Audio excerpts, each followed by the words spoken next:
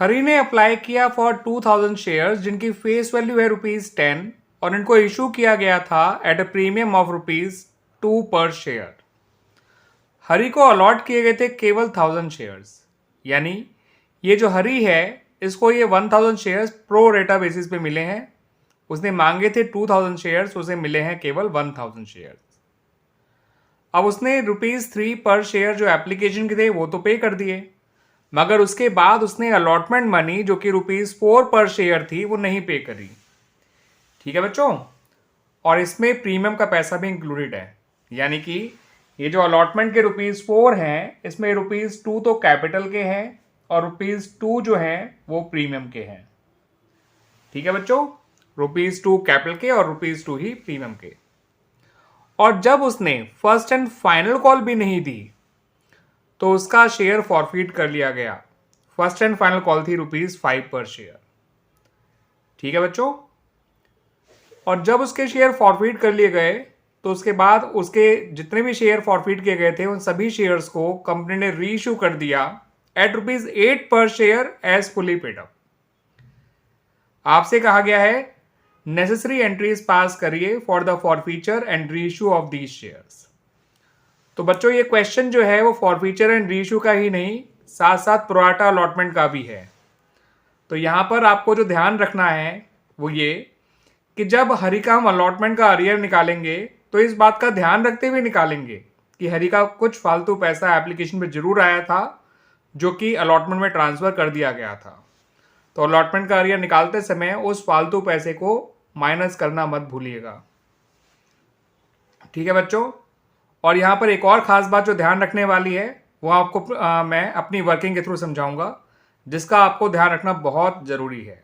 ठीक है बच्चों, तो आइए एंट्रीज से पहले थोड़ी वर्किंग देख लेते हैं। तो बच्चों हरी ने कितना एप्लीकेशन मनी एक्स्ट्रा दिया था, ठीक है, ये जानना बहुत ज़रूरी है क्योंकि वही एक्स्ट्रा जो एप्लीकेशन मनी है हरी का दिया हुआ वही आगे शेयर अलॉटमेंट में ट्रांसफ़र कर दिया गया होगा। तो हरी ने मांगे थे 2000 शेयर्स, हरी को मिले थे केवल 1000 शेयर्स और एप्लीकेशन मनी था ₹3 पर शेयर। तो उसके ₹3000 पहले से ही आए हुए हैं फ्रॉम एप्लीकेशन टू अलॉटमेंट। इतनी बात समझ में आ गई बच्चों। अब हरी का अलॉटमेंट का अरियर कैसे निकाला गया है वो देख लीजिए। हरी के पास हैं 1000 शेयर्स, अलॉटमेंट है ₹4, जिसमें 2 प्रीमियम के भी हैं, लेकिन हरी को तो 4 ही देने हैं ना, तो यहाँ पे आप इंटू 4 ही लिखिएगा और माइनस कर दीजिएगा वो पैसा जो फ्रॉम एप्लीकेशन टू अलॉटमेंट आया है। तो हरी का अलॉटमेंट का अरियर है केवल और केवल ₹1000। क्लियर बच्चों ये बात। अब आइए हरी का फाइनल कॉल का अरियर भी देख लेते हैं। वैसे वो तो सिंपल ही है, उसके पास 1000 शेयर्स हैं और ₹5 की फर्स्ट एंड फाइनल कॉल है, तो उसका फर्स्ट एंड फाइनल कॉल का अरियर हो गया ₹5000। तो उसका टोटल कॉल्स इन अरियर हो जाएगा बच्चों ₹6000, 1000 अलॉटमेंट के और 5000 फर्स्ट एंड फाइनल कॉल के। अब एक बात आपको जो बच्चों बहुत ध्यान रखनी है, उसके बाद हम लोग जो है रीइश्यू की एंट्री करेंगे forfeiture of shares and then reissue की। कि आप ये देखिए कि अलॉटमेंट पे उसका अरियर केवल और केवल ₹1000 है, जबकि अलॉटमेंट पे प्रीमियम कितना देना था उसको। 1000 शेयर उसके पास है, ₹2 का प्रीमियम था। ठीक है बच्चों, तो उसके हिसाब से तो अलॉटमेंट में प्रीमियम होना चाहिए 2000। ठीक है, और अलॉटमेंट का अरियर है केवल ₹1000। इस बात का मतलब ये होता है बच्चों कि जो ये ₹1000 का अरियर है वो प्रीमियम से जुड़ा हुआ ही है। और इससे ये भी पता चलता है कि प्रीमियम जो है 2000 जरूर था अलॉटमेंट पे, लेकिन क्योंकि अलॉटमेंट का अरियर केवल ₹1000 है तो इसका मतलब प्रीमियम के बाकी जो ₹1000 हैं वो मिल चुके हैं। ठीक है बच्चों, प्रीमियम जो है पूरा 2000 डेबिट मत करिएगा जब आप शेयर फॉरफिट करेंगे तो। ठीक है, बिकॉज अलॉटमेंट पे अरियर केवल ₹1000 है, तो इसका मतलब प्रीमियम के भी ₹1000 मिल चुके हैं कंपनी को। और जब शेयर फॉरफिट किया जाता है तो प्रीमियम उतना ही डेबिट किया जाता है जितना नहीं मिला।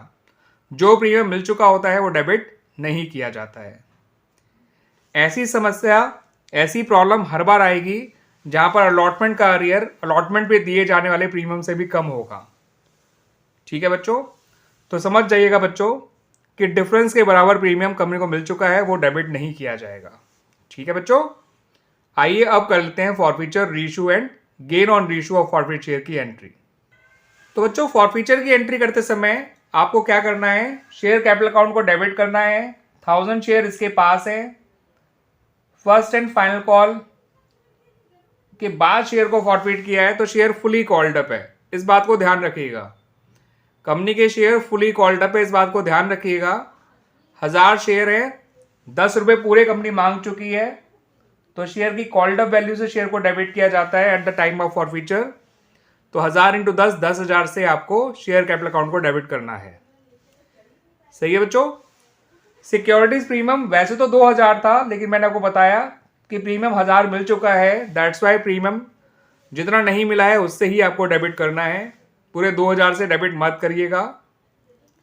कॉल्स इन अरियर में 1000 अलॉटमेंट का था और 5000 फर्स्ट एंड फाइनल कॉल का, तो आपका calls in arrear account credit होगा विद ₹6000 और शेयर फॉरफीचर में आ जाएगा आपका ₹5000 बैलेंसिंग फिगर। ठीक है बच्चों, आइए अब पास करते हैं रीइशू की एंट्री।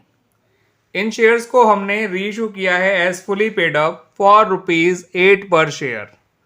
जितने शेयर फॉरफीट किए गए थे सारे ही रीइशू कर दिए गए बाय द कंपनी। तो 1000 इंटू 8 तो आ जाएगा बैंक में, 1000 इंटू 10 आ जाएगा शेयर कैपिटल में, और जितना डिस्काउंट दिया है आपने इनके रीइशू पे उसके लिए आपको शेयर फॉरफीचर अकाउंट को डेबिट भी करना है 1000 इंटू 2, 2000 से। ठीक है बच्चों, फुली पेड अप मान के शेयर को रीइशू करने का मतलब होता है कि शेयर को उसकी फेस वैल्यू से ही क्रेडिट किया जाएगा at the time of reissue. Bank में वो पैसा लिखा जाएगा जितना आप ले रहे हैं। तो 10 के शेयर को आप 8 का रीइशू कर रहे हैं, इसका मतलब ये होता है कि शेयर्स को ₹2 पर शेयर डिस्काउंट पे रीइशू किया गया है। अब रही बात gain on reissue of forfeit share की बच्चों, तो क्योंकि सारे ही शेयर रीइशू हो गए थे तो जितना फॉरफीट अमाउंट है इन शेयर्स का वो है 5000 और इनके रीइशू पे डिस्काउंट दिया गया है केवल और केवल 2000। तो ऐसे में gain on reissue of these shares निकालने में बिल्कुल भी दिक्कत नहीं आएगी आपको। जितना इनका फॉरफीट अमाउंट था माइनस जितना इनके रीइशू पे डिस्काउंट दिया गया, तो इनके रीइशू पे गेन आ गया बच्चों ₹3000 और ये हमारा आंसर भी हो गया। ठीक है, this is our gain on reissue of forfeited shares. और इस तरह से ये क्वेश्चन कंप्लीट भी हो गया बच्चों। उम्मीद करता हूं कि आपको ये सॉल्यूशन और ये एक्सप्लेनेशन दोनों अच्छी तरह से समझ में आ गए होंगे। वैसे ये है illustration number 55 of the book TS Grewal, chapter का नाम है अकाउंटिंग फॉर शेयर कैपिटल, और जो एडिशन मेरे पास बुक का है वो है 2023।